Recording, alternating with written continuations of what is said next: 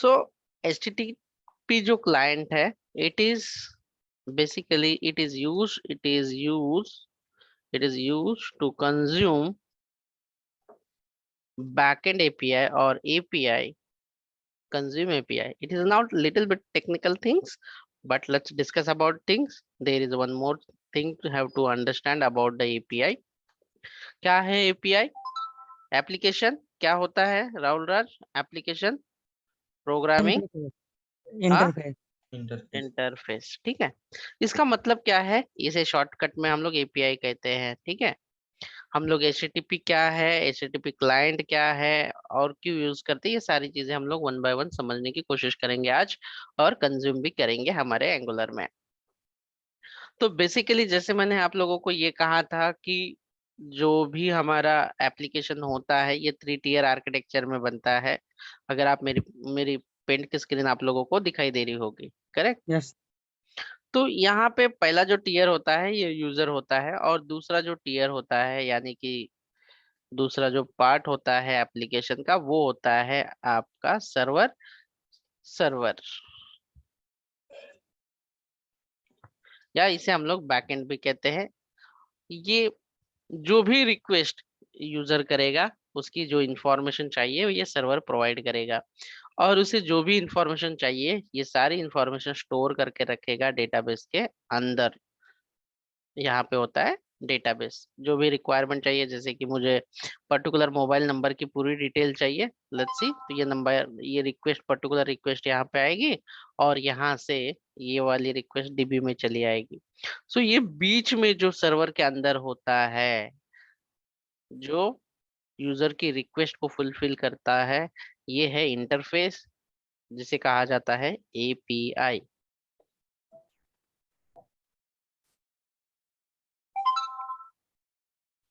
ठीक है, this is the API। तो ये बैकएंड वाला थिंग्स है। और नेटवर्क में जितनी भी API अगर हमें यूज करनी है, सर्वर की जो API है अगर हमें यूज करनी है, वर्क करना है, तो API यूज करने के लिए हमारे पास होते हैं क्लाइंट। क्या होते हैं? क्लाइंट होते हैं। जैसे कि ये सर्वर है और सर्वर की API हमें अगर इस्तेमाल करनी है तो हमारे पास होना चाहिए क्लाइंट। तो मोस्ट ऑफ द प्रोबेबली जो बैकएंड डेवलपर होते हैं वो API जो है वो लिखते हैं, यानी कि API बनाते हैं। API मतलब क्या, कि आप अगर यहाँ पे ढूंढोगे इस तरह से, लेट्स सी,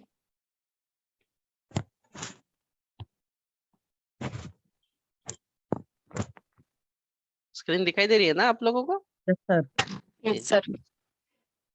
देखो, तो ये जो API है, जैसे कि ये यूजर से मैंने, ये अभी मेरे पास का नहीं है, ये किसी और सर्वर का डेटा है। ठीक है, तो क्या होता है कि ये URL हम लोग यूज करेंगे, लेकिन कहाँ पे ये डेटा आना चाहिए ये मुझे टेस्ट करना है। तो कैसे टेस्ट कर सकते हैं ये API? तो मोस्टली API अगर हमें टेस्ट करना है तो क्लाइंट की जरूरत होती है। तो कौन से क्लाइंट्स अवेलेबल है? What is a client? Client यानी कि क्या है? वे tool, tool which is used to API, और यहाँ पे हम लोग यूज या टेस्ट कर सकते हैं API को, कि जो भी रिस्पॉन्स दे रहा है सही दे रहा है या नहीं दे रहा है। ये क्लाइंट है। कौन से क्लाइंट है टेस्टिंग के लिए? जो क्लाइंट है, कौन से क्लाइंट होते हैं? पोस्टमैन बहुत ही ज्यादा सब लोग यूज करते हैं। Postman, advance, advanced rest client, postman भी एक क्लाइंट है। ठीक है, पोस्टमैन भी एक क्लाइंट है। अभी आप लोगों ने तो ये समझ में आया कि क्या API क्या है? क्या आप लोगों को ये समझ में आया टर्म API क्या है? API ये क्या टर्म है? आप लोगों को ये समझ में आया कि API जो है, जो बैकएंड से डेटा सर्व करेगा, जो एक्सपोज होगा, यानी कि जो डेटा चाहिए लोग वहां से इस्तेमाल कर सकते हैं, ये API है। उसे टेस्टिंग करने के लिए आपको पास क्या होना चाहिए? पोस्टमैन क्लाइंट होना चाहिए, एक सॉफ्टवेयर है, एडवांस रेस्ट ये है, इनमें से कोई भी एक चाहिए आपको, नो इशू। लेकिन ये जो मेरे पास भी है ये अवेलेबल अभी, I am going to change it to the local. हम लोग भी जब डेवलपमेंट करते हैं और बैकएंड की डेवलपमेंट किसी भी चीज से हो सकती है, या कोई भी टेक्नोलॉजी से, नोड जेएस हो, पीएचपी हो, डॉट नेट हो, जावा हो, नोड जेएस हो, कुछ भी। तो इसे हम लोग कैसे यूज करते हैं, अगर हमें यहाँ पे हमारे यहाँ पे डेटा लेना हो तो मैं यहाँ पे एक नया कलेक्शन बना देता हूँ पोस्टमैन ओपन करके।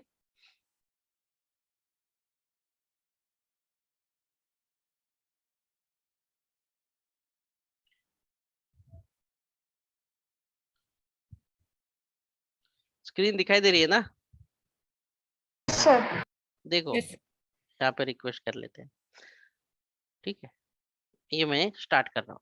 अभी एपीआई जो होती है, जो एपीआई आपकी है अवेलेबल, मैंने वहां पे जो पोस्टमैन में है एक नया क्रिएट किया, और ये जो है ये एपीआई लिखने के लिए, मतलब एपीआई रीड करने के लिए मैंने एक मेथड ली है जिसका नाम है गेट। अभी आप लोगों को कुछ चीजें समझनी होगी और भी इसके लिए, और वो है कि क्लाइंट आपने समझ लिया कि आप एपीआई को यूज कर सकते हो, और जब भी कोई एपीआई बनाता है, एपीआई बनाता है तो दो तरह की एपीआई होती है, एक सोप और एक होती है rest. Most of the probably करके रेस्ट एपीआई का ज्यादा इस्तेमाल हो रहा है ये।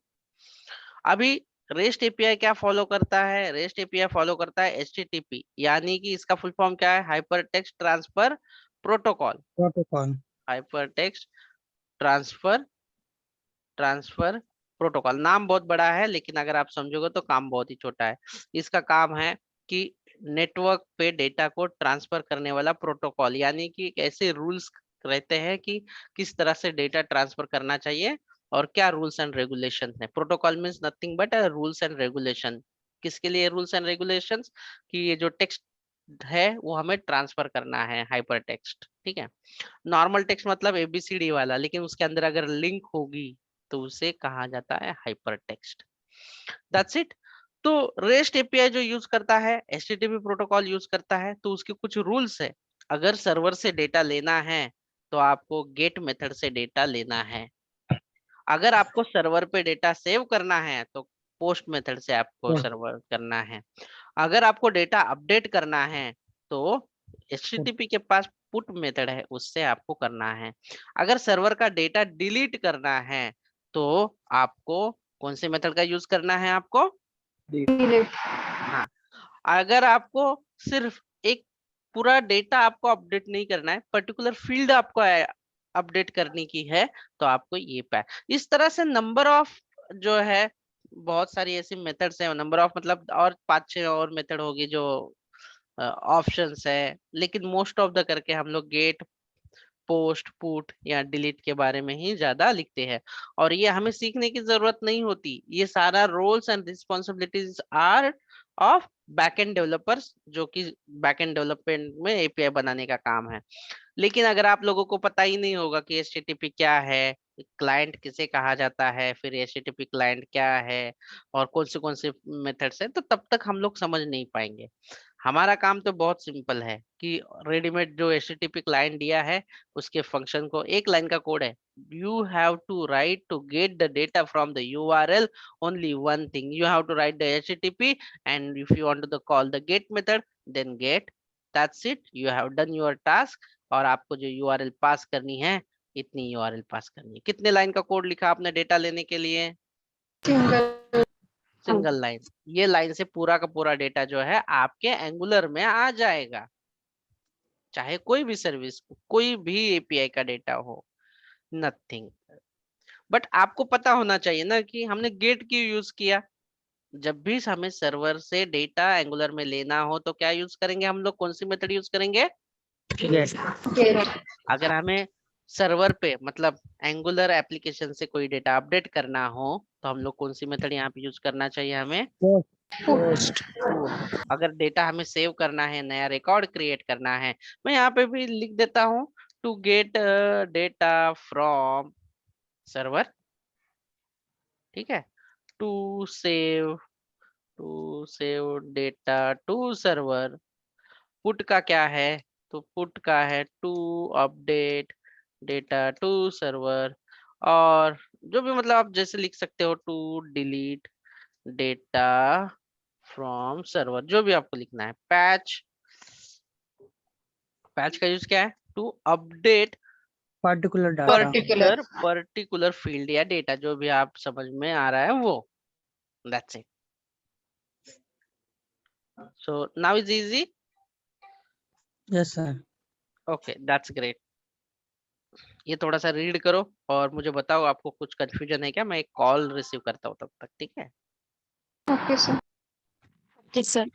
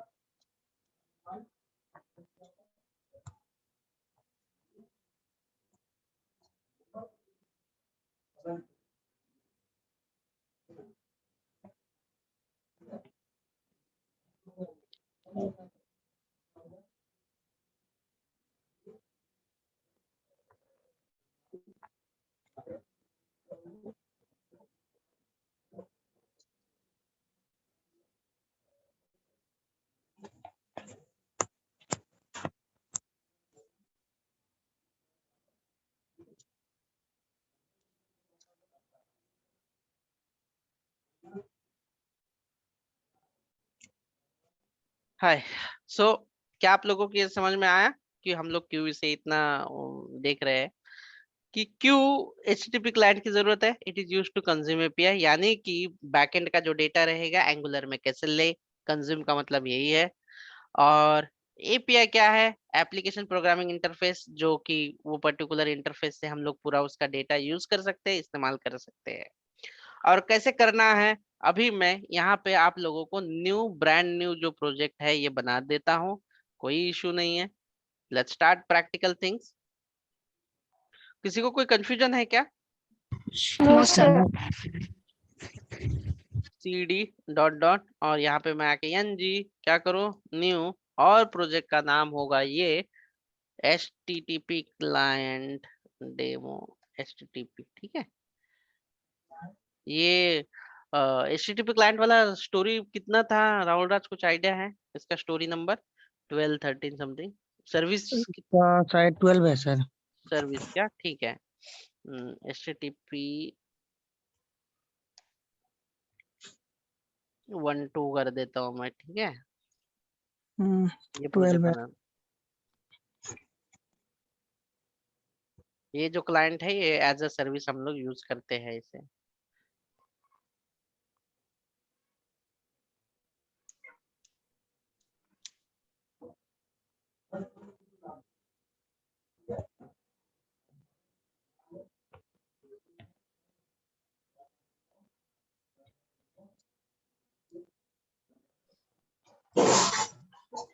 हो रहा है प्रोजेक्ट क्रिएट, से 2 मिनट दे देना।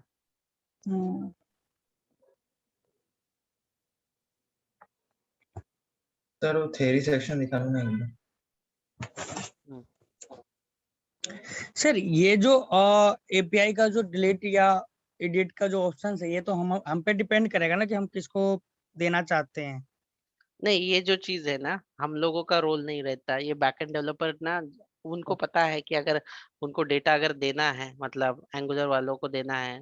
एपीआई ऐसा मिडल सेंट्रल फॉर्म होता है कि इसे बाहर की क्लाइंट भी यूज कर सकता है, यूआई वाला कंपोनेंट भी यूज कर सकता है, और अलग अलग तरह से इंटीग्रेशन होते हैं। तो सर ये जिस जो तरह है, एडमिन को डिलीट और एडिट का ऑप्शन चाहिए, हाँ, तो तो आपको फ्रंट एंड को तो कंपलसरी, चाहिए ना पर। तो कंपलसरी जो आपके बैकएंड डेवलपर होंगे ना, बैकएंड हम्म। डेवलपर होंगे, उन्होंने अगर, देखो बैकएंड रूल तो यही है कि आपको पोस्ट में ही सेव करना है, पुट में ही सेव करना है, मोस्टली ऐसे ही चलता है। तो बैकएंड ओके। डेवलपर आपको यूआरएल पूरा डॉक्यूमेंटेशन सही ढंग से देंगे आपको, कि ये यूआरएल है, इसका मेथड जो है ये वाला मेथड है, पुट है या पोस्ट है। इस तरह से आपको पूरा अच्छे से डॉक्यूमेंट मिलेगा। जब भी कोई एपीआई का डॉक्यूमेंटेशन जब मिलता है, तो आपको इस तरह से मिलता है कि यूआरएल क्या है, फिर मेथड क्या है, ठीक है। ये वाली मेथड क्या है, इस तरह से आपको डॉक्यूमेंट मिल जाता है। और उसके बाद और पैरामीटर है कि इसका ऑथेंटिकेशन टाइप क्या है, क्योंकि अभी ये तो हम लोग सिक्योर नहीं कर रहे हैं, इसलिए ठीक है। तो बेसिक है, एपीआई है, तो इस तरह से ये भी हम लोग देखेंगे कि ऑथेंटिकेशन टाइप भी होता है, तो ये कैसे पास करना है। तो ये जो चीज होती है ये होता है टाइप में, ये होता है इसका हेडर में, HTTP हेडर में होता है इसका। तो HTTP हेडर में क्या क्या होता है, ये सारी चीजें जो है हम लोग डिस्कस करने वाले हैं। जैसे कि और भी इसमें है एप्लीकेशन, एप्लीकेशन टाइप और स्क्रिप्ट, ये कुछ फील्ड होती है, ठीक है। ओके तो इसके बारे में भी हम लोग थोड़ा सा देख लेंगे, इसके बारे में भी हम लोग जानेंगे। तो ये आपको डॉक्यूमेंट मिलेगा। यूआरएल मतलब कि जो भी मतलब स्लैश स्लैश है वो रहेगा। मेथड भी रहेगा कि ये पुट मेथड है या पोस्ट मेथड है। ऑथेंटिकेशन टाइप अगर इसका बियरर है, ठीक है, टोकन है, यहाँ पे टोकन होगा ऑथेंटिकेशन टाइप, टोकन। मोस्टली करके टोकन होगा। अच्छा ऐप- टोकन। हाँ, तो टोकन, टोकन में क्या होता है कि यहाँ पे हमें, यहाँ पे जहाँ पे एपीआई के साथ हेडर के अंदर ना हम ये चीजें डालनी होती है। ऑथेंटिकेशन टाइप का जो भी मतलब टोकन है वो टोकन पास करना होता है। एप्लीकेशन टाइप कौन सा है, एप्लीकेशन टाइप का मतलब है कि हम लोग जो डेटा भेज रहे हैं रिक्वेस्ट के अंदर, जब हम लोग ओके सेव करने जा रहे हैं, ठीक है, तो हम लोग कौन से टाइप में, कौन से फॉर्मेट में डेटा भेज रहे हैं। तो एप्लीकेशन हम लोग जेसन में भेज रहे हैं तो जेसन कर सकते हैं। अगर हमारा डेटा अगर सर्वर पे एक्सएमएल में जा रहा है तो एक्सएमएल हो सकता है, इस तरह से। अगर हम लोग कोई इमेज अपलोड कर रहे हैं तो हमारा एप्लीकेशन टाइप जो है वो अलग होता है, जिसे हम लोग मल्टीमीडिया ऐसे भी कहा जाता है, एप्लीकेशन स्लैश मल्टीमीडिया भी होता है ऐसे, ओके सर। मल्टी पार्ट या कुछ ऐसे भी। तो ये अलग अलग तरह के हम लोग एक एक करके हम लोग करने वाले हैं कि सारी चीजें। और ASCII में क्या है कि हमें रिवर्स में जो टाइप चाहिए, रिवर्स में वो लोग जो हमें डेटा भेजेंगे, तो जेसन में चाहिए तो हमें जेसन लिखना है, अगर हमें एक्सएमएल में चाहिए तो एक्सएमएल लिखना है। तो ये एपीआई में बेसिकली आप पोस्टमैन में भी वही करते हो, और हमें एंगुलर में भी ये चीजें डालनी होती है। ओके और ये सारी चीजें जो है पास की जाती है हेडर्स में। अभी हेडर कहाँ पे होता है, अगर आप यहाँ पे देखोगे तो आपको ना ये हेडर्स करके ऑप्शन दिखाई दे रहा है। देखो मेरे पास भी, मैं जो एपीआई यूज कर रहा हूँ इसके अंदर देखो ये ASCII भी है, और ये टाइप भी रहेगा इसके अंदर कि कौन से टाइप का है, अगर नहीं है तो हमें डालना पड़ता है यहाँ पे इस तरह से। ओके और ऑथराइजेशन में यहाँ पे अगर मुझे यूज करना है तो जैसे कि बेरर टोकन, तो ये है ना इस तरह का टोकन भी होता है। ये सब बैकएंड वाले आपको प्रोसेस दे देते हैं कि क्या देना है क्या नहीं देना है ऐसे। ये ओके। ये इतना बड़ा टोकन होता है और जिस हमें तरह सर ये, गिट का भी टोकन मिलता है ना मैं तो। हाँ गिट का भी सारे चीजों का टोकन मिलेगा हमें। और हम लोग ये इसे रियल टाइम में भी प्रोजेक्ट में इस्तेमाल करने वाले हैं, तो आप लोगों को बहुत अच्छे से समझ में आएगा, ये कोई ज्यादा डिफिकल्टी नहीं है, ठीक है, ओके प्रैक्टिस सर। करने वाले हैं। But everyone needs to be up to date till now, then only they can understand. अगर नहीं है तो हमें कोई फास्ट ट्रैक बैच वापस से उन लोगों के लिए बनाना है जो अटके हुए हैं जीरो से, स्टार्टिंग से। और अभी टाइम नहीं लगेगा समझने में भी, तो वो भी कर लेंगे हम लोग, ठीक है। वैसे भी लेकिन सॉर्ट आउट करना पड़ेगा, मुझे मैसेज से पूछना पड़ेगा वन इंडिविजुअली कि कौन कौन जो है रिवाइज बैच में या जीरो वाले बैच में जाना चाहता है, ठीक है। सो ये वाला देखिए प्रोजेक्ट क्रिएट हुआ है, सिंपल सी बात है। अभी मैं यहाँ पे प्रोजेक्ट कर लूंगा, कोड बहुत कम है दोस्तों, अगर आप सच में, ये बहुत ही सिंपल है।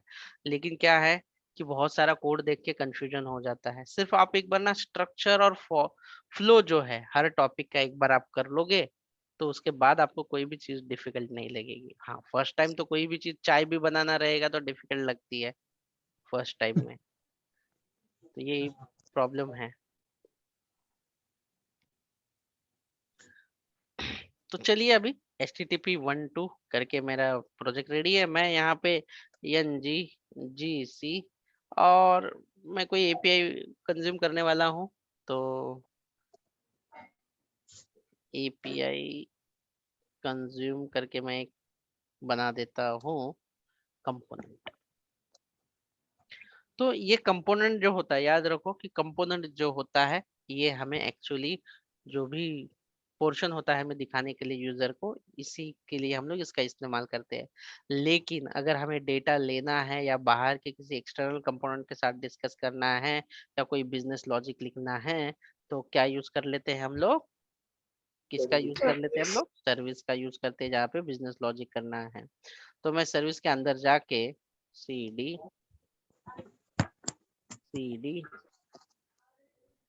ठीक है, ये सर्विस के अंदर आ जाता हूँ और ng जनरेट सर्विस, और सर्विस का नाम क्या लिखूं बताइए अभी आप लोग। वो इसका भी API API कंज्यूमी लिख देता हूँ, ठीक है, इस तरह से, और इसे इंटर कर देता हूँ। That's it. तो इस तरह से यहाँ पे आपने तो बना दिया है। तो अभी हमें करना क्या पड़ेगा, इसके लिए कुछ खास चीज तो नहीं है। हम लोग यूज कर रहे हैं HTTP क्लाइंट, जो एंगुलर के अंदर ऑलरेडी बनाया हुआ है।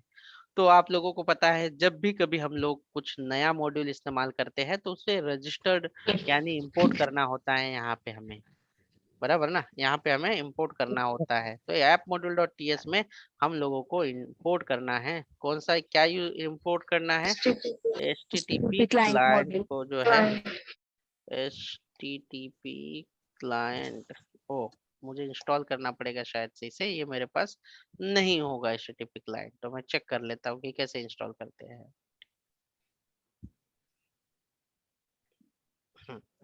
तो ये अभी हम लोग बना लेंगे और मैं इंस्टॉलेशन भी देख देता हूँ, लेकिन उसके पहले यहाँ पे यूज हो रहा है कि चेक कर लेता हूँ मैं। और अपनी जो सर्विस है यहाँ पे प्राइवेट, और लिखता हूँ HTTP कोलन, ये नाम कुछ भी रख सकते हो आप, जैसे कि राहुल कोलन, और यहाँ पे लिखना है HTTP क्लाइंट। नहीं, इंस्टॉल नहीं है, हमें इंस्टॉल करना पड़ेगा, ठीक है। अभी जो लेटेस्ट एंगुलर 10 के लिए क्या है वो मैं चेक कर रहा हूँ, ठीक है। HTTP क्लाइंट फॉर एंगुलर 10, इसका जो वर्जन होगा, HTTP client module sir. 1 minute का, हाँ नहीं, HTTP क्लाइंट मॉड्यूल है क्या, ठीक है। हाँ sir, client HTTP client module है। आपकी इधर आ रहा है क्या, आपके आप मॉड्यूल में इंस्टॉल करना पड़ेगा HTTP client module। अरे वो तो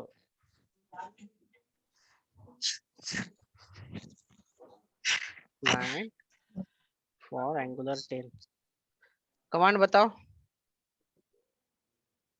HTTP क्लाइंट फॉर एंगुलर 10 के लिए क्या है चेक कर लेते हैं।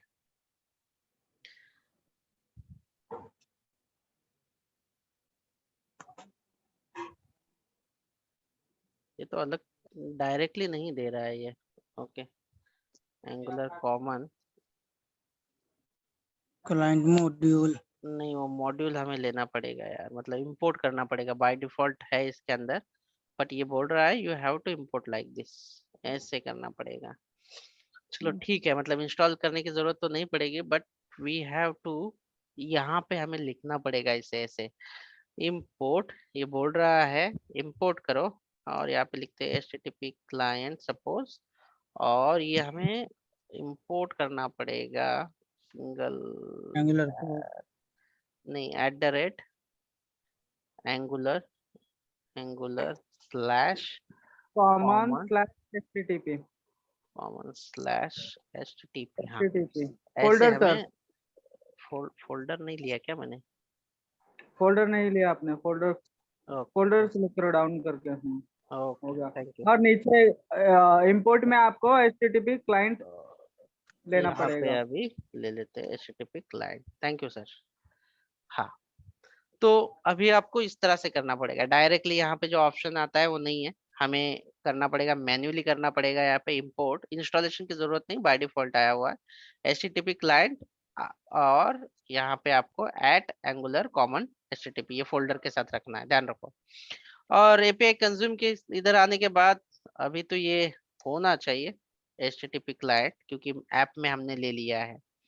सो ये बन गया है हमारा राहुल नाम का। अभी आप कोई भी, आपकी चॉइस है, ये सर्विस है, आपको अगर कोई फंक्शन लिखना है तो आप लिख लीजिए, गेट डेटा फ्रॉम API, ये फंक्शन लिख दिया। और मेरा ऑब्जेक्ट का नाम है राहुल डॉट, और यहाँ पे मैं कौन सा, देखो यहाँ पे कौन सी मेथड अवेलेबल है, HTTP की मेथड इतनी सारी अवेलेबल है, delete, get, head, patch, put, post, कुछ व्हाटएवर। हमें चाहिए गेट, और मैं इसे कर देता हूँ सेमीकोलन, और इसके अंदर हमें डालनी है URL। ये जो गेट है इसके अंदर हमें क्या डालना होगा, URL का इस्तेमाल करना पड़ेगा, URL डालना होगा। तो चलो URL कौन सी है इसकी चेक करके देख लेते हैं। ये वाला डेटा हमें चाहिए, तो URL है ये, कॉपी, इसे कर देते हैं, ठीक है। और अगर आप इसे ध्यान से देखोगे, बस हो गया, इसका इतना काम तो हो गया है। हाँ, अभी इसके अंदर हमें दो चीजें और पास करनी होती है, अभी जरूरत नहीं है, लेकिन हमें हेडर्स और पैरामीटर्स होंगे, परम्स। अभी इस URL में कोई पैरामीटर भेजना नहीं, जैसे कि आप लोगों ने कोई की पेयर वैल्यू में डेटा भेजना होता है, वैसे अभी भेजना नहीं, और कोई हेडर्स भी भेजने नहीं, लेकिन आगे चल के हम लोगों को हेडर्स और पैरम्स ऑल API के लिए हमें भेजने होते हैं। हेडर्स में क्या क्या होता है ये भी हम लोग आगे के सेशन में देखेंगे।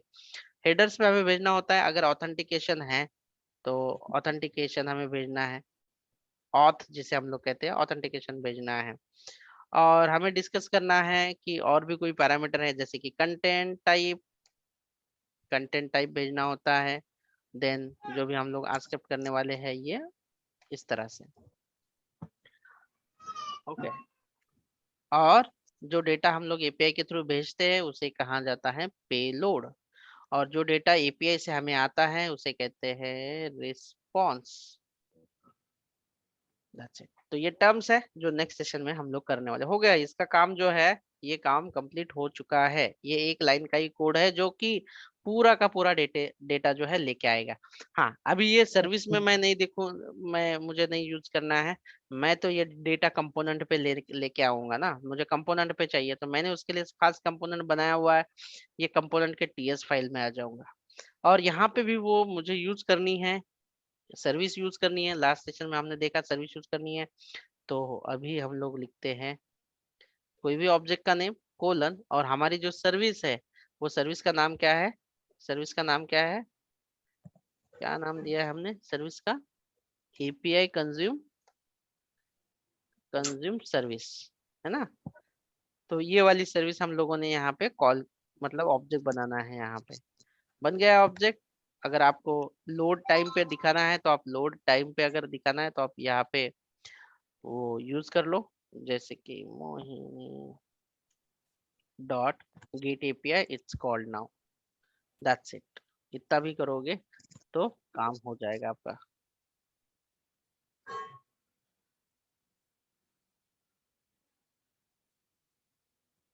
बस, हाँ, लेकिन ये जो बाय डिफॉल्ट है, ये जो रिटर्न करता है ना, ये ऑब्जर्वेबल रिटर्न करता है। हमारा नेक्स्ट टॉपिक ऑब्जर्वेबल होगा, इसके बारे में हम लोग नेक्स्ट सेशन में डिस्कस करेंगे। और ये जो डेटा है, ये पूरा का पूरा डेटा आ चुका है। कहाँ पे डेटा आएगा, अभी मैं एक वेरिएबल डिक्लेयर कर लेता हूँ यूजर्स कोलन, और इसका टाइप जो है ना मैं एनी रख देता हूँ, क्योंकि बहुत सारा डेटा जेसन में है। तो मैं यहाँ पे लिख देता हूँ यूजर्स, ठीक है, इस तरह से। हाँ, लेकिन और एक बात याद रखना कि अगर ये जो ऑब्जेक्ट आएगा, मैं इसे पहले लॉक करके दिखा देता हूँ। यूजर्स क्या क्या दिख रहा है हमें इसके अंदर, कंसोल डॉट लॉक के अंदर हम लोग इसे देखेंगे। यूजर्स, इसे रन करें अभी, या रन ही है, ये चेक करते हैं। ng सर,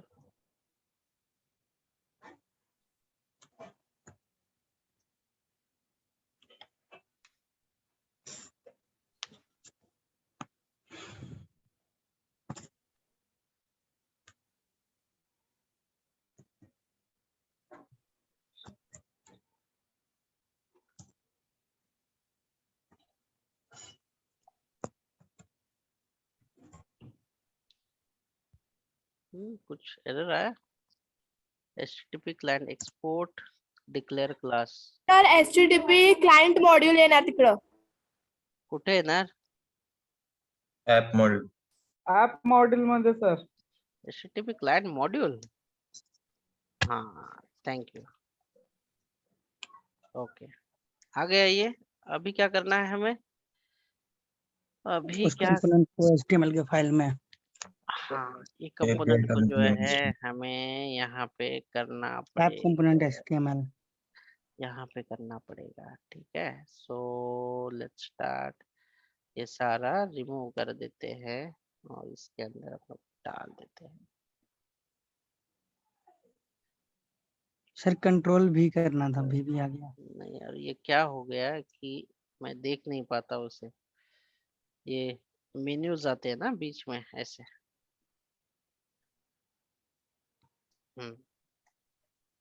चलो, ये भी हो गया। अब ये दिखेगा क्या है ऐसे, देखो इसको लोड होने के बाद ये क्या दिखाई देगा।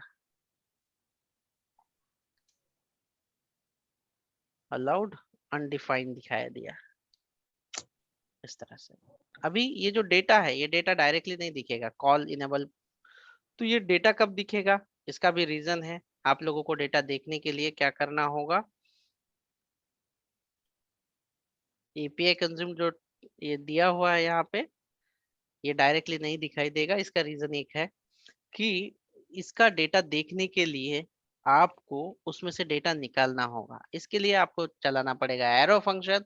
एरो फंक्शन कैसे लिखते हैं बताओ मुझे। जैसे कि मानो डेटा, और ये एरो फंक्शन है, और एरो फंक्शन के अंदर मैं क्या लिखूंगा कि ये जो डेटा है, यूजर्स का जो डेटा है, वैसे मैं इसे लिखूंगा कि डेटा बाइंड हो जाए। ये एरो फंक्शन मुझे लिखना पड़ेगा।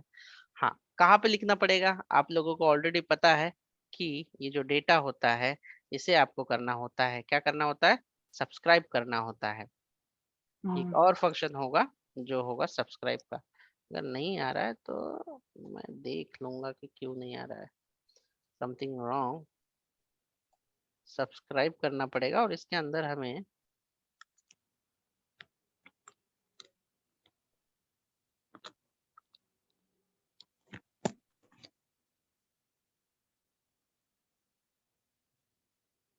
डेटा सब्सक्राइब करके ये इसे भेज देते हैं, कोई टेंशन ही नहीं रहेगा फिर। और इसके अंदर पास कर देते हैं डेटा, सर्विस में ही लिख देते हैं वो जो चीज हमने वहां पे लिखी थी, है नहीं। और यहाँ पे करते हैं दिस। वहां पे भी होना चाहिए था, but somehow it is not working properly, so don't worry. मैं यहाँ पे कर देता सर हूँ सबस्क्रायबर झाले होते तिथे. सब्सक्राइबर झालं होतं का, log and let's see users कहीं पे भी कर सकते हैं, तो कोई बात नहीं। सर सर्विस से डेटा रिटर्न करना होगा.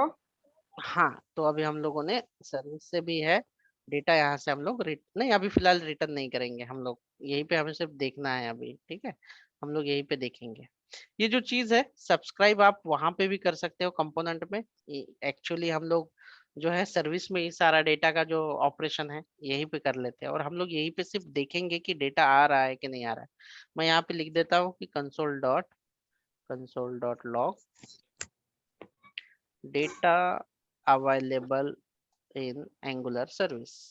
That's it. ज्यादा टेंशन नहीं लेंगे हम लोग, और इसे एक बार छोटी छोटी चीजों से अगर आप करोगे तो ज्यादा बेटर रहेगा। कंपोनेंट के अंदर जो हमने लिखा था कोड, ये वाला, इसे मैं निकाल देता हूँ। किधर गया ये टीएस फाइल? ये वाला सब्सक्राइबर हो चुका है, तो इसके लिए वो आया नहीं रहेगा, बट डोंट वरी, हमें यहाँ पे चाहिए भी नहीं। तो मैं सिर्फ यहाँ पे वो जो फंक्शन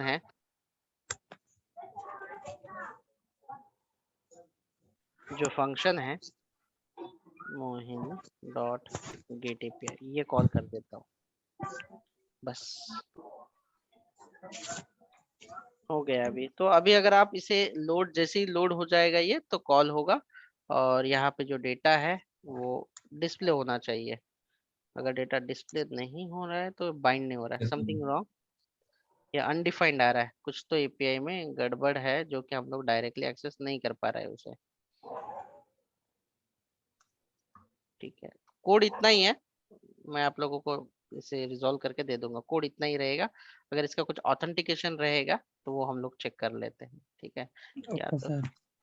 कोई दिक्कत नहीं है, आप इतना पूरा कोड कर लो। मैं 2 मिनट में इसका इश्यूज ढूंढ के आपको बता दूंगा। यहाँ पे मैंने लॉग भी किया है। ऐसे प्रॉब्लम होते रहेंगे, हमें सॉल्व करना है। देखो यहाँ पे डेटा दिखाई दे रहा है क्विकली, लेकिन ये जो डेटा है ना, ये यूजर्स को बाइंड नहीं हो पा रहा है, मतलब यहाँ पे सेट नहीं हो रहा है वो डेटा, वो उसके अंदर नहीं जा रहा है। तो इसका रीजन ये भी हो सकता है कि इट रिक्वायर्ड एरे, जो कि हमने इसे एरे दिया नहीं है। तो एरे कैसे देते हैं? तो इस तरह से एरे हमें देना होगा, colon square bracket open close. Square bracket में देना होगा, इसका जो टाइप है। ठीक है, जाने दीजिए, बाद में हम लोग इसे चेक करेंगे। तो अभी यहाँ तक आपका जो डेटा है ना, देख लेते हैं, उसको भी देख लेते हैं। मैं आप लोगों को पूरा जो डेटा है HTML में करा के दिखा दूंगा। हमें क्या देखना है सबसे पहले कि बाइंडिंग का कुछ और भी इशू हो सकता है, हमें डिबग करना पड़ेगा। तो हमने क्या किया कि जो API का डेटा है, सिंपल से यहाँ पे देखो, यहाँ पे हमने एक फंक्शन बना दिया है, और इस फंक्शन के अंदर हमने ये जो डेटा है एरो फंक्शन के थ्रू हमने सब्सक्राइब किया और डेटा को डिस्प्ले किया। तो अभी ये डेटा भी यहाँ पे डिस्प्ले हो रहा है, जितना भी रिकॉर्ड्स है वो देखो। मतलब ये जो डेटा इस URL में अवेलेबल है, यही URL नहीं, लेकिन और भी बहुत सारी URL है, जैसे कि फ्लाइट एयर, फेक और भी है। आप इसे प्रैक्टिस करने के लिए आप फेक API करो, या ये देखो फेक स्टोर API है। आपको करना क्या है, सिर्फ आपको यहाँ पे आके जो भी यूजर्स है या कार्ड्स है, इसकी URL अगर आपको डेटा दिखता है, आप यहाँ से इसे URL जो है कॉपी करो, और यहाँ पे अगर आप गेट कर रहे हो ऑब्वियसली, तो यहाँ पे आप पेस्ट करो, आपको वो डेटा मिलेगा। अब ये डेटा, यही फ्रंट एंड डेवलपर का काम है कि सर्विस लिखी जाएगी, वो API का डेटा सर्विस में लिया जाएगा, सर्विस का डेटा कंपोनेंट के TS में उसे हैंडल किया जाएगा, और HTML फाइल पे अच्छे से दिखाया जाएगा, और CSS फाइल में उसे अच्छा बनाया जाएगा। यही रोल्स एंड रिस्पॉन्सिबिलिटी होती है एक फ्रंट एंड डेवलपर की, जो हम लोग अभी उसके ऑलमोस्ट करीब करीब है। ठीक है, तो देखो ये कितने रिकॉर्ड आए हैं, यहाँ पे आपको कितने दिखाई दे रहे हैं? 8। देखो ये डेटा भी आ रहा है, तो आप लोग इसके अच्छे से प्रैक्टिस करो। सारा डेटा जो है